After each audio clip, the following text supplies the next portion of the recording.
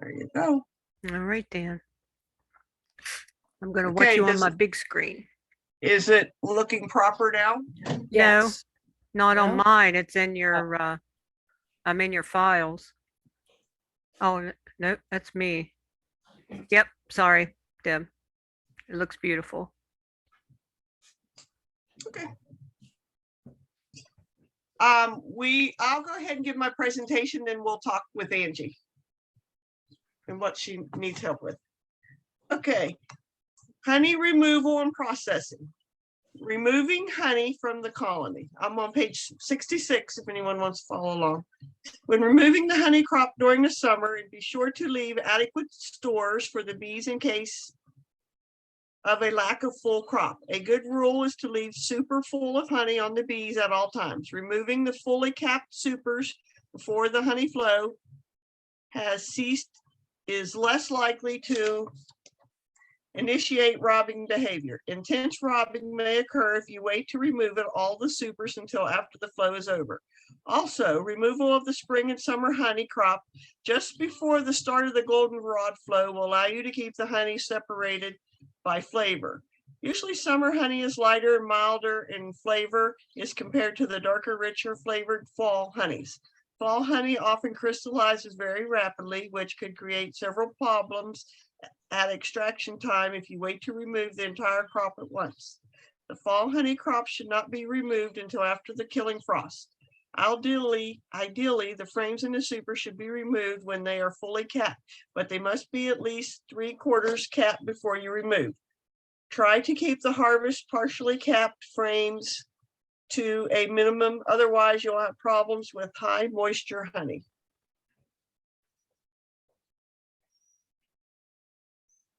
You have several different techniques to remove the supers from the colonies depending on the size of your operation.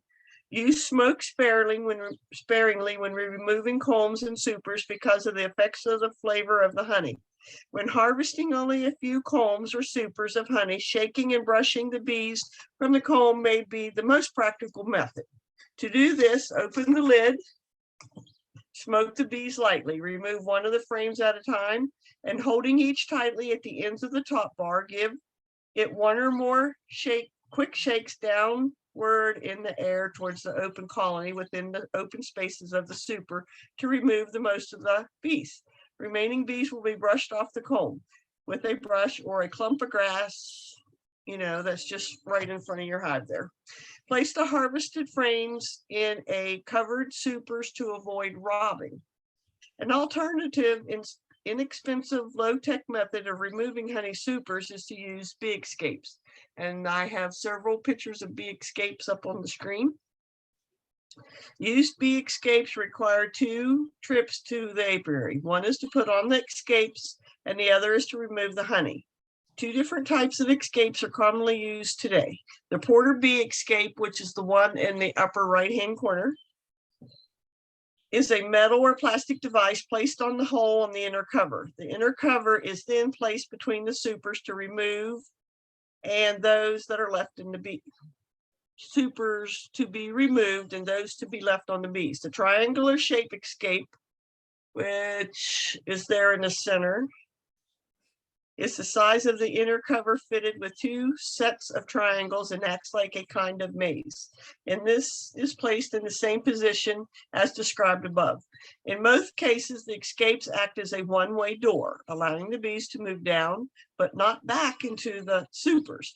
Once they are below the escape, because they allow only one bee at a time to pass through the escape. The porter bee escapes are slow and can sometimes become clogged with bees, This is not a problem with a triangular escapes. However, they are more costly. The escapes are usually left on the colonies for 2 to 3 days, giving the bees enough time to vacate the supers.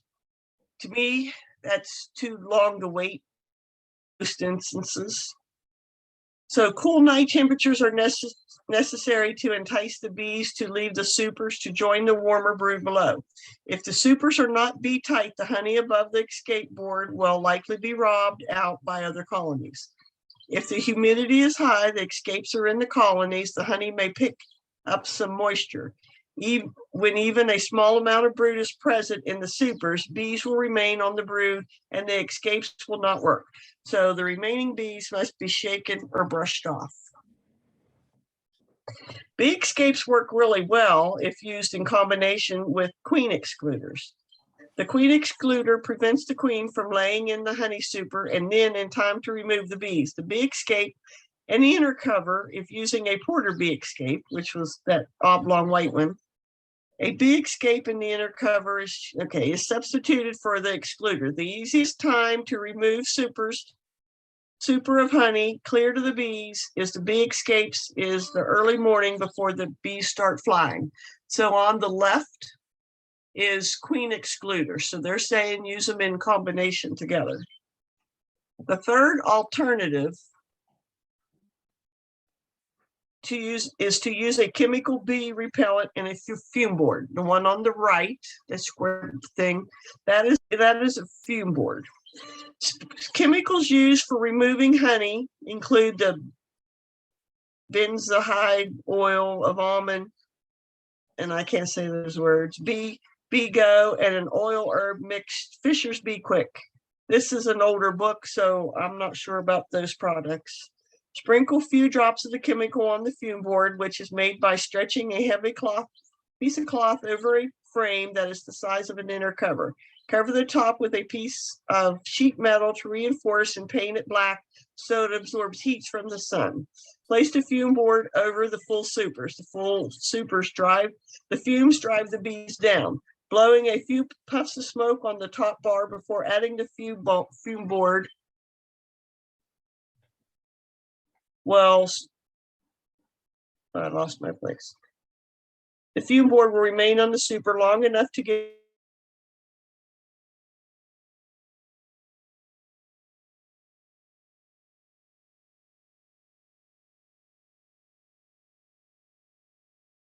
this is what mostly we see that's out there. What we used at the retreat then was the Bee Gone, and it worked really well.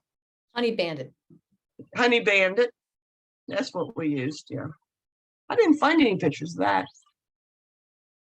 Supers can be removed quickly from a large number of colonies within a high volume.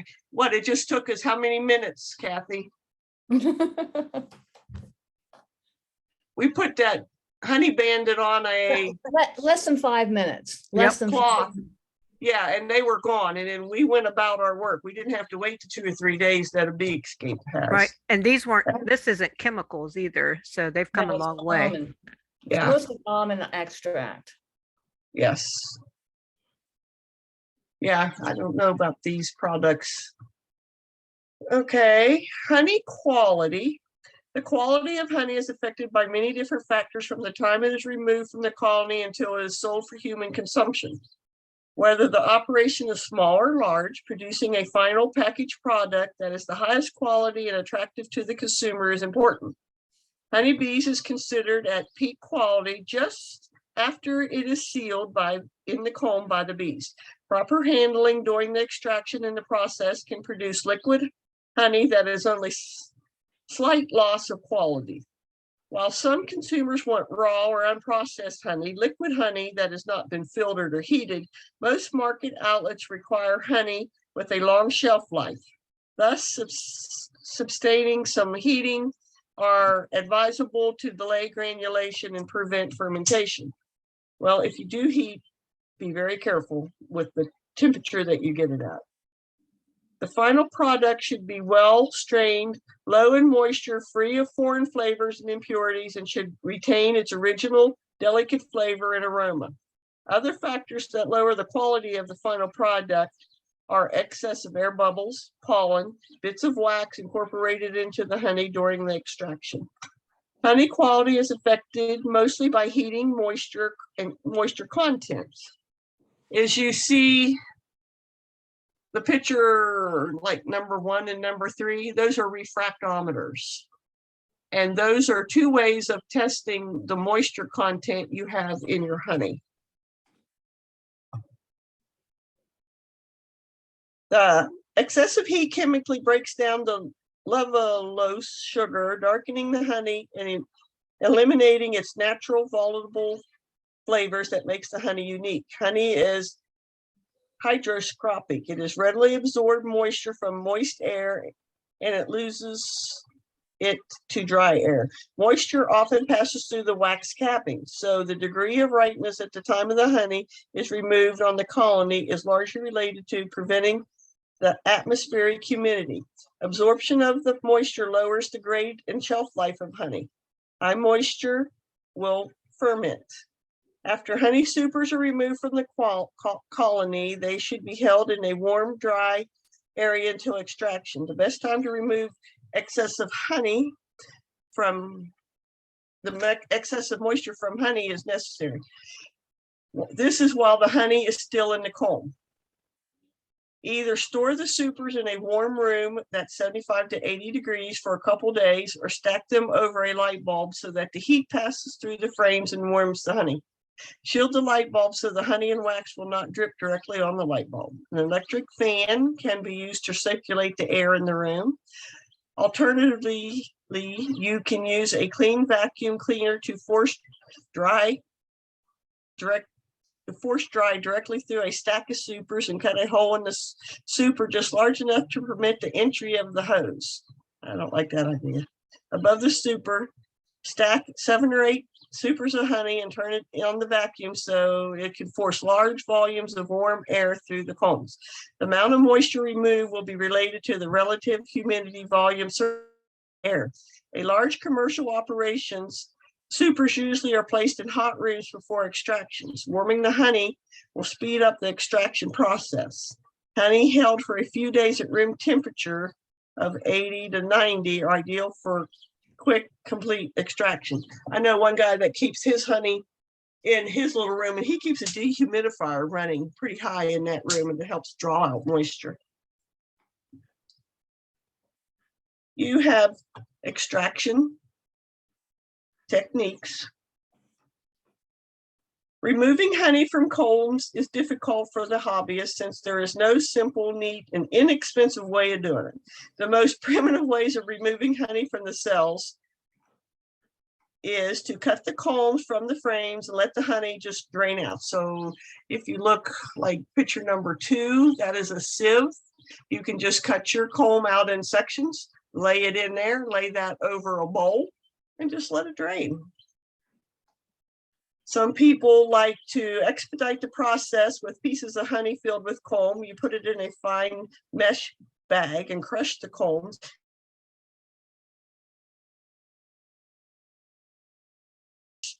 Sieve or a cloth, such as cheesecloth. That's kind of what they're doing in the very last picture there. They've put all their stuff into a bag and they're hanging the bag above that pot and they're just letting it naturally grow out. The best method of producing liquid honey, non-destruct harvest, requires an extractor. An extractor is the bottom left. They come in various sizes and amounts, and some are big, some are small. That's just one I took a picture of. The first step in the extraction is to remove your wax cappings. So one way to remove your cappings off the top of your frames is that upper right-hand corner. It looks like a knife that's electric. That is a hot knife. Some people like those. It heats it up and you just run it down your frames. But you know, if you don't, and they're a little costly. And if you're just a backyard beekeeper and you're just getting a couple jars of honey, just use a knife. Knife's work. Serrated knife. Serrated knife, okay.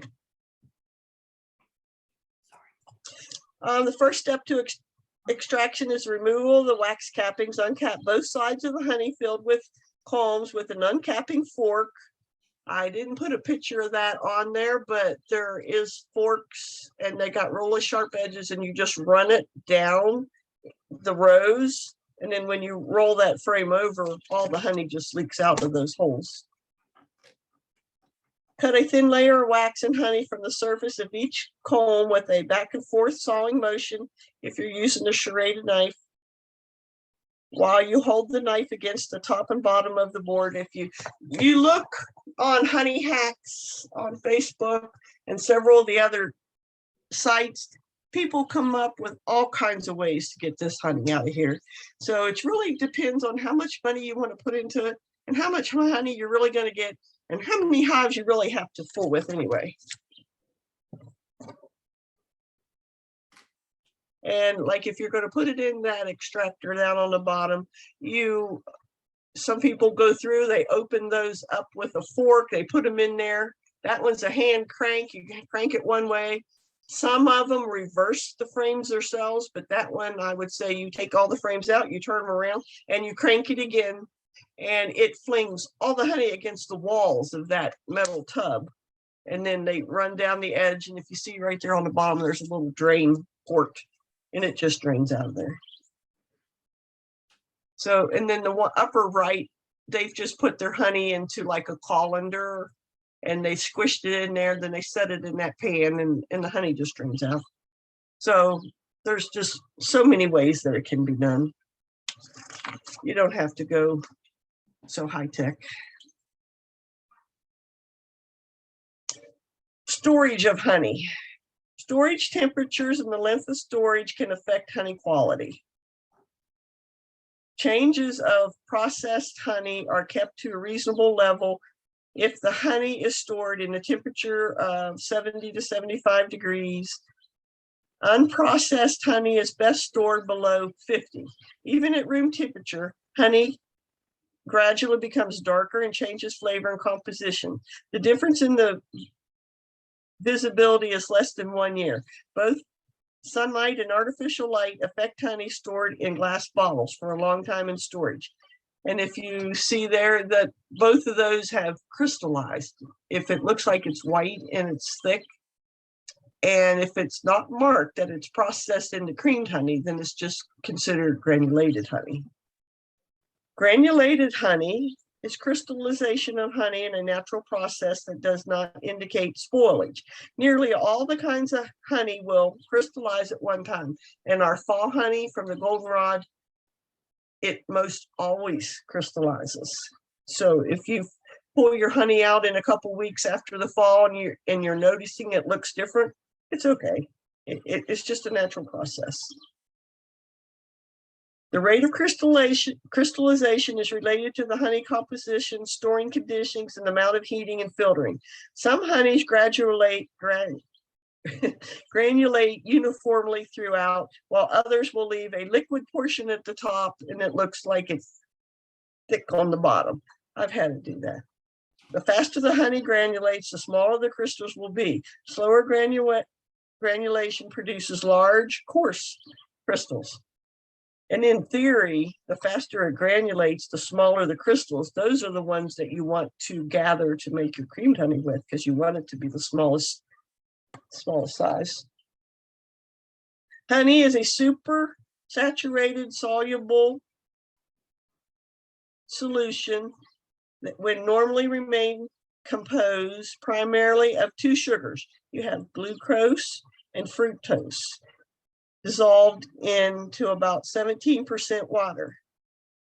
With the solutions are more or less unstable, and at the time they will return to the stable saturated conditions with an excess material coming out of the solution. During granulation, the glucose separates from the liquid phase as crystals, and then the other sugars remain in the solution. The crystallization process, the moisture content of the liquid phases increases. During this favorable medium for fermentation. Honey high in glucose crystallization rapidly. These high in fructose granules very slowly. The ratio of glucose to fructose reflects on the floral sources that the bees have used. Heating and filtering delay crystallization. Heating dissolves the sugar crystals and makes it present in the honey and facilitates filtering that removes the tiny particles, pollen grains, wax, impurities, and so forth on the crystals that form. Low moisture honeys granulate more slowly than the high moisture honeys. A favorable temperature for granulation is 57 degrees. Storing honey at a room temperature will delay this granulation. Small quantities may be frozen for several years before crystallization takes place. Reliquifying granulated honey with a coarse, gritty crystals is undesirable to some customers. Actually, to me, I love that the best. I love just to take a spoon out like that one in number one, and that's the kind I like. It'll remelt in your tea. It'll be all right. To reliquify, place containers of crystallized honey in a hot, dry chamber or a hot water bath until the crystals are completely liquefied. If you use a dry chamber, the labels on the containers will not be damaged. Do not heat the honey higher than 145 degrees because it scorches easily. Buckwheat honey will burn at 140 degrees. Honey must be cooled as soon as it's become clear to prevent discoloration and loss of flavor. When heated at 60-pound cans or buckets, can be kept upright, and if you must stir the honey frequently, otherwise the honey next to the outside of the can will overheat before the center is liquid. If you place the container in a hot water bath, the water should come near to the top of the container. And if you had been to Phyllis's the other day, you would have seen her. She keeps one of the little animal water heaters like we put in the water in the winter, like for your horses, and it keeps it at a low temperature that keeps it warm enough for her to process, and it stops it from granulating. I technically, actually, once I had some jars of granulated honey and I wanted it liquefied, so I put the lid on it real tight and put it in my dishwasher, ran the dishwasher, and when I opened it back up, it was very sealed and it was back to honey, right, Kathy? Yes, I tried it too, and it works great. And my dishwasher doesn't get all that hot because mine doesn't have its own heater, so it's whatever temperature the hot water would have gotten to it anyway, so it's not extremely hot anyhow. Fermentation. Sugar-tolerant yeast occur naturally in honey. If they are not killed by the heat, they can cause fermentation, which the honey moisture levels excess of 17%. So that goes back to using that refractometers. And there's more than just those two I posted. Those are just two of the easier ones that I had. I had the middle one that looks like a pen, and it's got little levels in there, and I can test it. And you can take that down and test your honey right at your hive. So just open up if you think it's capped, and just try it. And if it's cured enough, then take that honey back to the house with you. If not, leave that frame in the hive until they have it ready. High moisture levels can be the result from extracting honey that is not fully capped by the bees, allowing honey to absorb moisture during the processes of storage and during the granulation. So don't take your honey in the house and put it down in the basement where it's damp, because it'll just suck all that water out of the air that it can. Fermentation usually occurs after granulation. Since more moisture is on the top layers of the crystallized honey than on the bottom layers, fermentation begins at the top of the containers and works its way down. Yeast develop on the glucose and fructose of the honey, producing alcohol and carbon dioxide. The oxygen of the presence of oxygen, the alcohol in the presence of oxygen is further broke down into acetic acid and water, giving the honey a sour, vinegary taste. You'll smell it and you'll say, oh, something's wrong here. The first sign of fermentation is the whitish streaks appearing in the granulated honey and honey leaking from the container. As the honey is heated, considerable foaming will occur.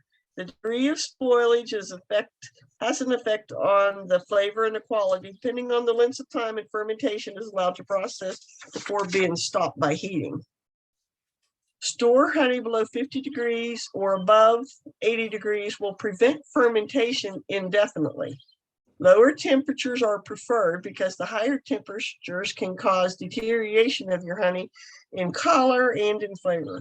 Honey heated above 145, we mentioned that earlier, for 30 minutes will be safe from fermentation if protected from further yeast contamination. So that's why, excuse me, the stores want the heated honey, but ideally, when you get it up into those temperatures, you're killing all the good enzymes that's in it anyway. heated honey at 140. Okay, I read that one. Higher temperatures are sometimes recommended, but only for a few minutes.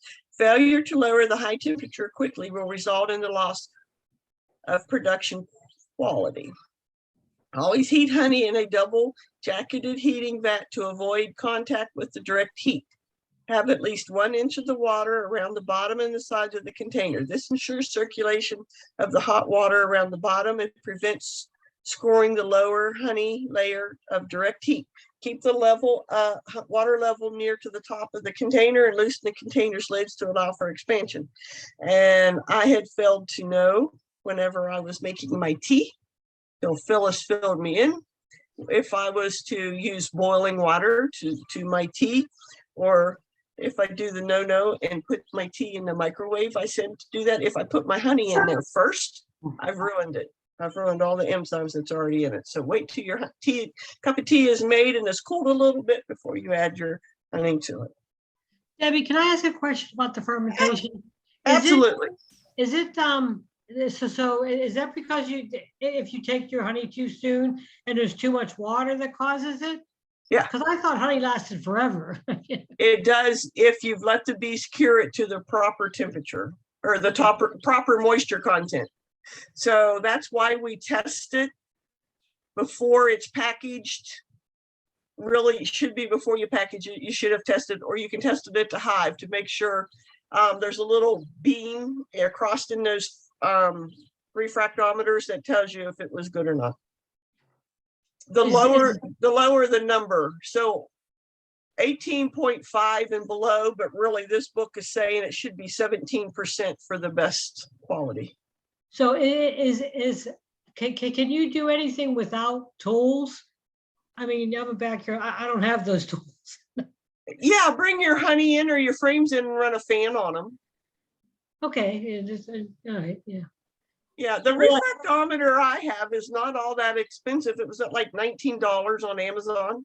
Yeah. Oh, okay, so they're not real expensive. Yeah, So they're somebody's not real supposed to be able to expensive, do no. it. Yeah. They're coming down more and more. They used to be like a big elaborate thing, but they're making backyard user friendly refractometers now. And they seem to be working very well. And one more thing. So I also heard you say, I just get a couple jars of honey. I give them away to my family and friends, Yeah. And I keep mine in my garage, like my internal garage. Mhm. Is that and you say they pull moisture from the air? I mean, they're in Yeah. mason jars, basically. Yeah. The frames can and the moisture can be pulled through. It said there the moistures even can be pulled through the cappings. Oh, okay. But if you bring it in and you get it drained and you seal it up in the jar and you keep it kind of off to the side, out of direct sunlight, kind of not where, it's really, really damp. It's good. But just remember that fall honey with the goldenrod will ferment quicker than any of the other honeys. And it's just an automatic process that's going to happen. Okay. I have yet to get fall honey, so. I did once.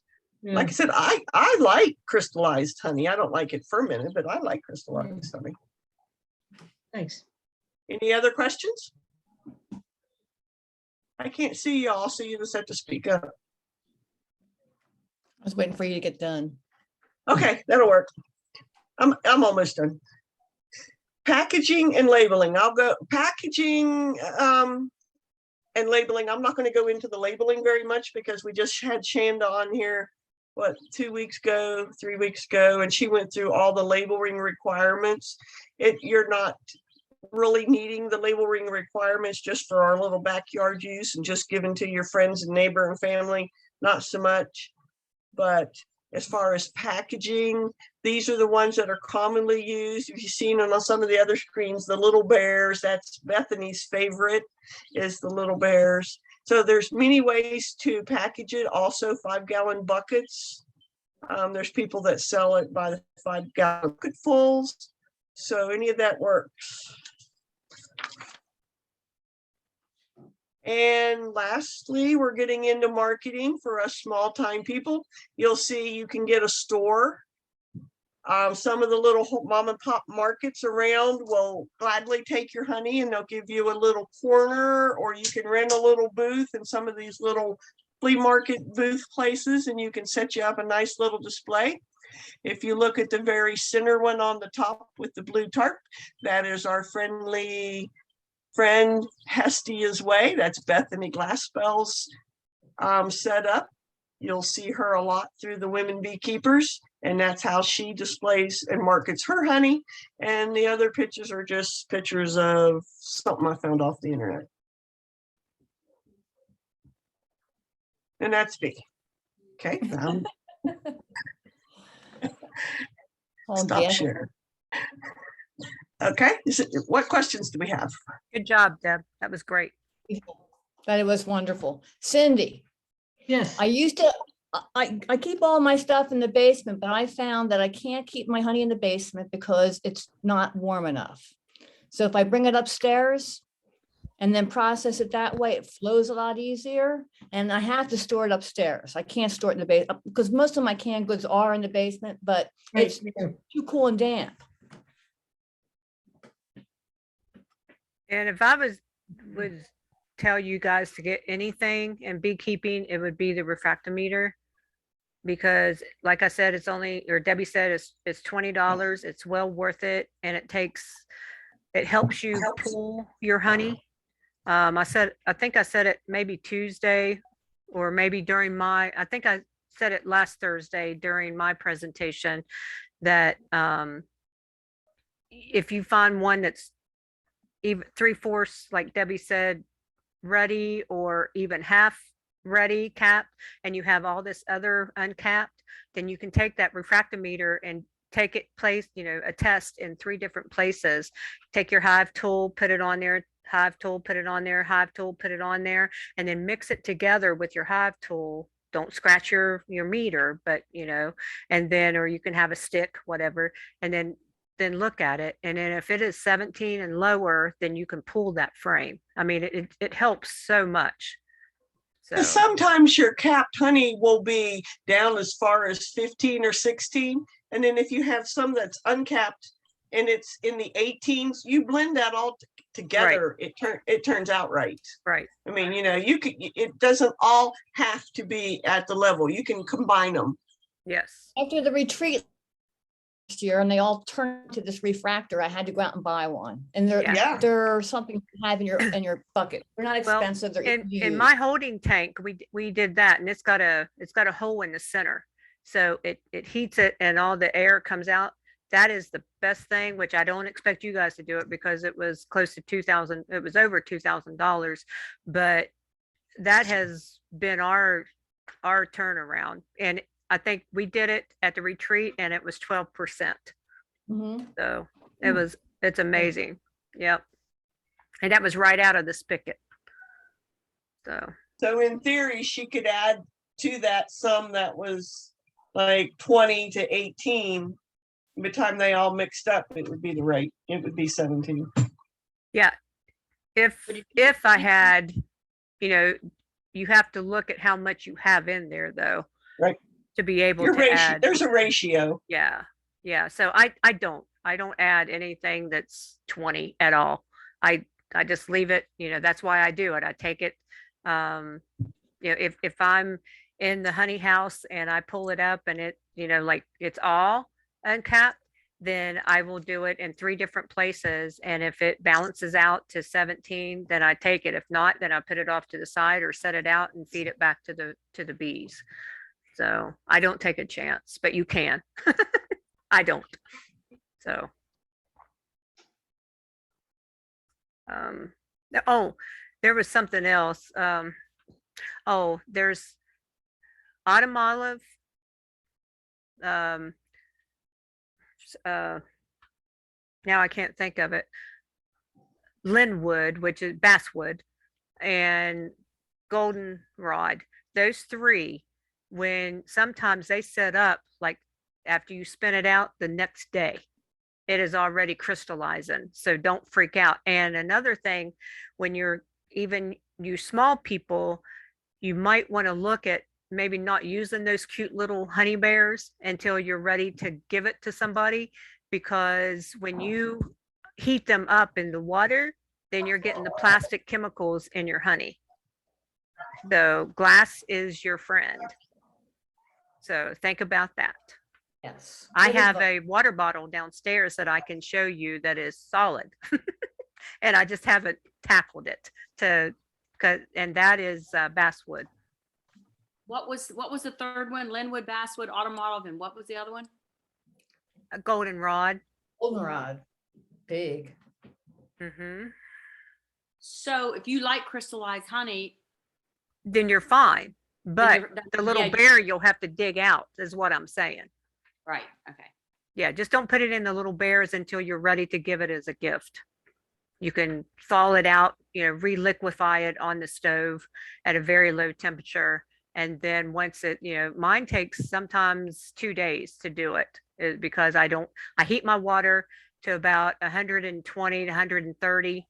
And then I sit there, turn it off, and I sit there and I don't let it get hot. I skim off the bottom, go around the sides, and then I'll wait a little bit and then I'll do it again, just so, it gets, mixed up well.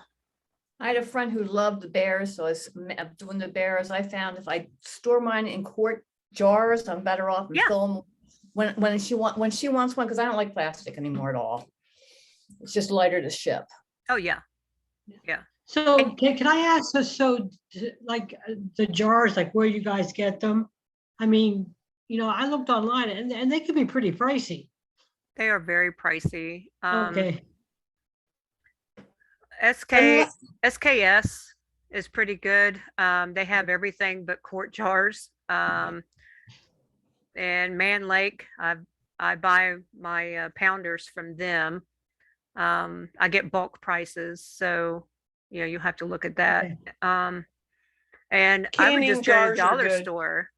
Yeah, yeah, that's kind of, I'm using the candy jars because that's what I use. Yeah, Mhm. exactly. And you do them in pints. And if you're doing them, you don't have to do the little pretty 1 pounders. A pint, and we do $1 a pound. So Okay. no, that's not right. Honey, Because honey is technically sold by pound, not quality. well, quantity. it's grams and Ounces. pounds. Mhm, Um, ounces. our 16 ounces, we charge $10. Our 44 ounces, we charge $20.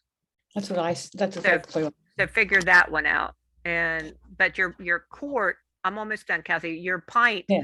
is more than the 1 pounder. So if you wanted to do it by 1 pound, then weigh it and know where that line is and just say, this is a 1 pounder. I don't sell it by pints, because by your label laws, you can't sell it by volume. I fight with Rick all the time, Hmm. because on my labels, I have my weight, my English, and my metric on there, because that's by law, it's what we're supposed to do. So my 16 ounces are for my pounder and my 44 ounces are for my quart.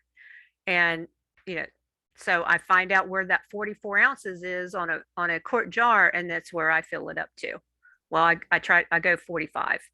So, but yeah. And you new people, get it started now. Don't sell cheap, because how much work is going into it, and your jars are not cheap anymore. And I would go to Dollar Tree and see what kind of jars, because you're not required to do it any jar at all. You can sell it in the fanciest jar or the cheapest jar. As long as it has a lid, you're good to go. So The only thing is regulations of the pictures I had, those are the ones that are required in judging. oh yeah. And Yeah. you're far Mhm. from that. So And you don't need to be in judging. I mean, unless you're in the master program or judging in your local little fair, otherwise. well, Right. you can bring that to, you can bring your honey to conference to the fall conference, and it You can be be in the judged. judging. Yeah, Mhm. you don't have to be in the master, sorry, Debbie, I don't mean to contradict you, but you don't have to be in the master program. I did it one time and we got there late and I was like, I'll never do this again. I had a migraine.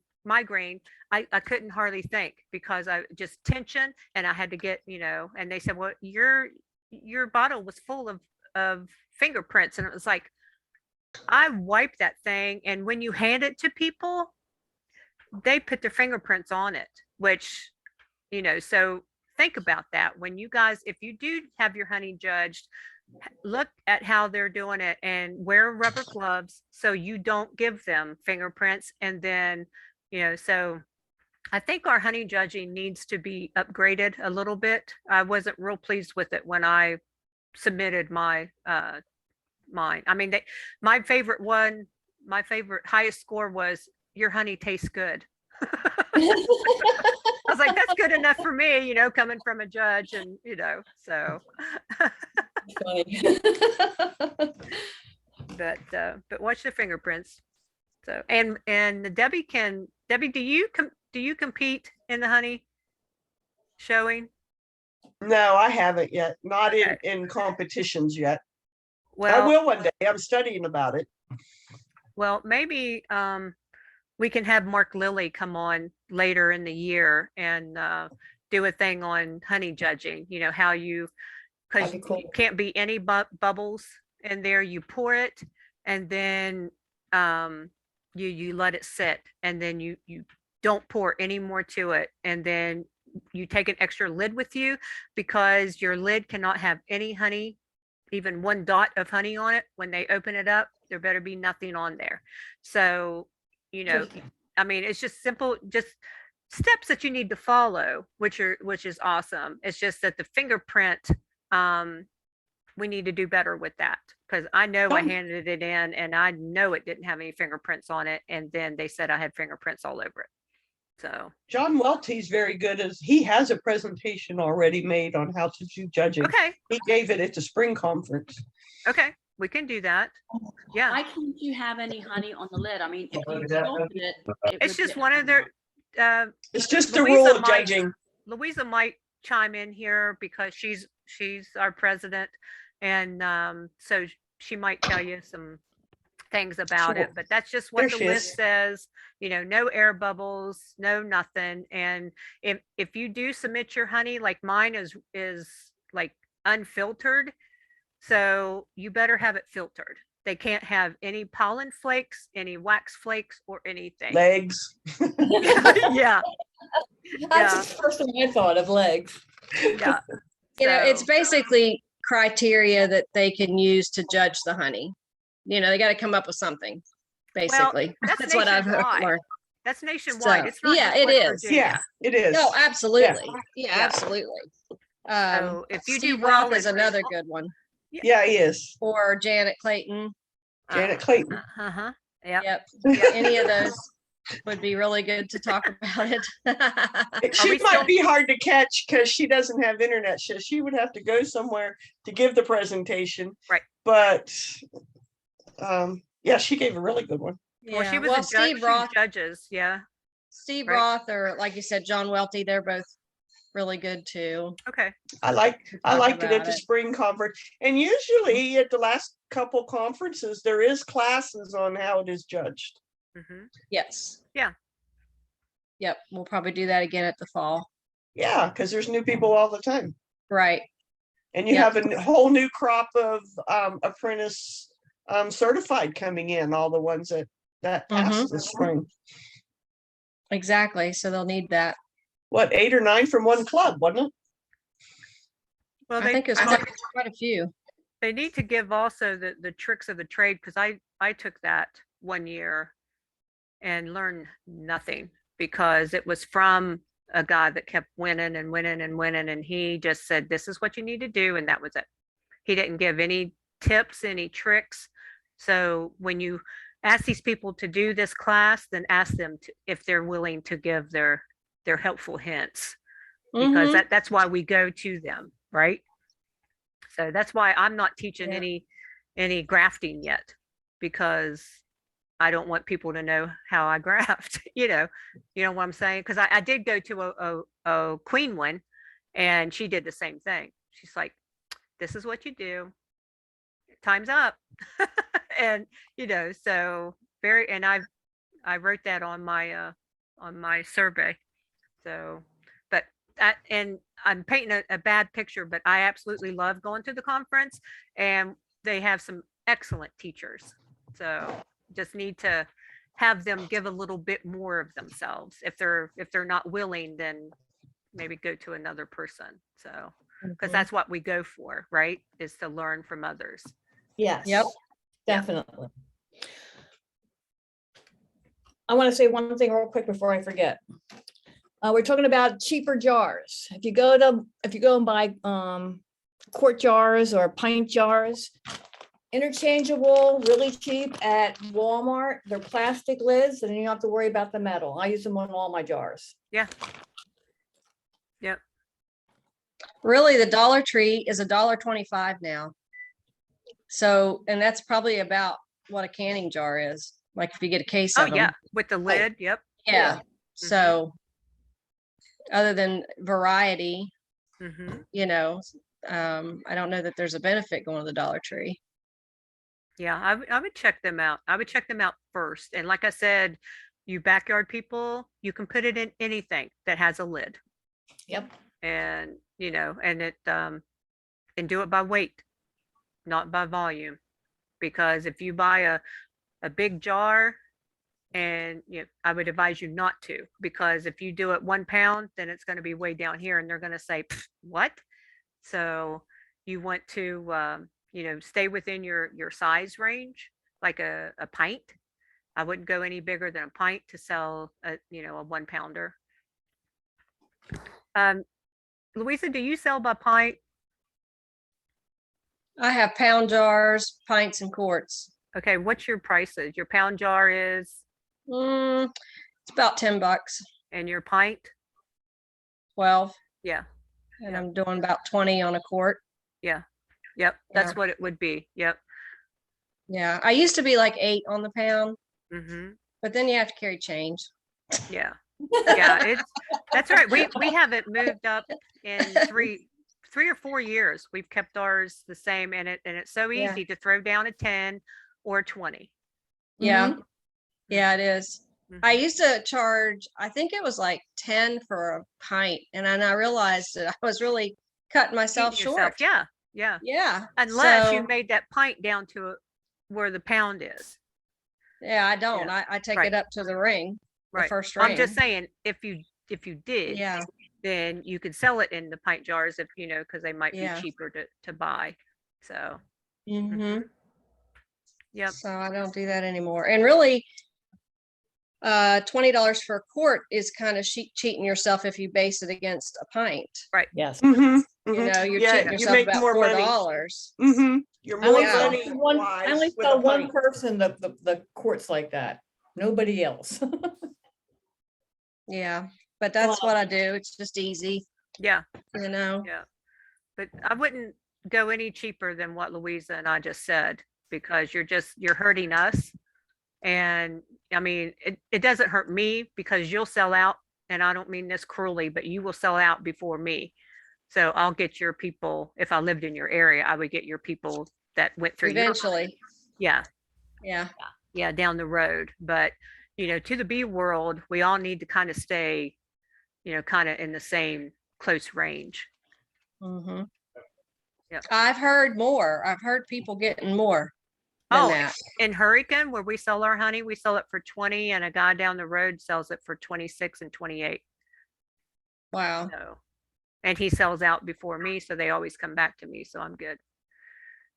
Yeah. hmm Is that refractometer something us new ones would need in our first year, or is that more just for after we actually start taking honey? Well, I mean, if your bees grow and you do well with them, then you might get honey. I know quite a few people last year off of their nukes pulled honey. So, yeah, I have one, you know where I live. there you go. There you go. I Yeah. would definitely go that route. And then next year, yeah. Our husbands rabbit hunt together. They're back and forth all the Ah. time. So it can, it Right. is a good thing. You can Yeah, get, you you can- can find some fairly cheap ones on Amazon, but some of Mhm. them aren't calibrated and don't come with the oil to do it. Right. So Mhm. check So that that's out. one thing. Yeah, you got to make sure you check that out. I don't personally have one, but I've thought about it. Yeah. Except won't I want pull that honey. fancy, I want that fancy digital one. I don't want to pay the money for it. So Right. Well, it's so simple. You just put it to light and the blue line is where it is. And I won't pull honey without it. So they're great. mhm. Okay, it is time to bounce over into my class. Anyone from the other class can stay.